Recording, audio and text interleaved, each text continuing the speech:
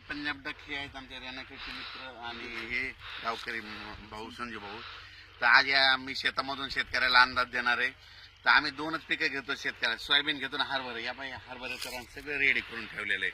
म्हणजे आज जर उद्या जरी पाऊस पडला तर आम्ही पेरायलाची तयारी इतकी तयारी करून ठेवलेली. आणि राज्यातल्या शेतकऱ्याला आता अंदाज देणार आहे, कारण की राज्यात आता शेतकऱ्याचा कांदा काढणी चालू आहे, गहू काढणी चालू आहे, काही जणांचा हरभराचा कडवा देखील आहे, मका देखील उघड्यावर, वीटभट्टीवाले देखील आहेत. म्हणून सगळ्यासाठी खास करून अंदाज देणार आहे.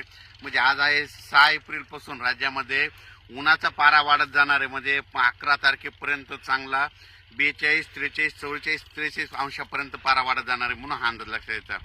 आता राज्यातल्या शेतकऱ्याला सांगू इच्छितो, हळद शिजवायला काय हरकत नाही, त्याच्यानंतर कांदा काढायला हरकत नाही.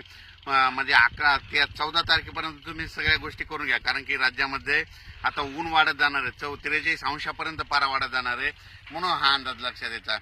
कांद्यावाल्याने कांदा काढायला सुरुवात करायची, हळद शिजवायला सुरुवात करायची, हरभरा काढायचं असं काढून घ्या, गहू काढून घ्या. राज्यात सध्या काही पाऊस येणार नाही.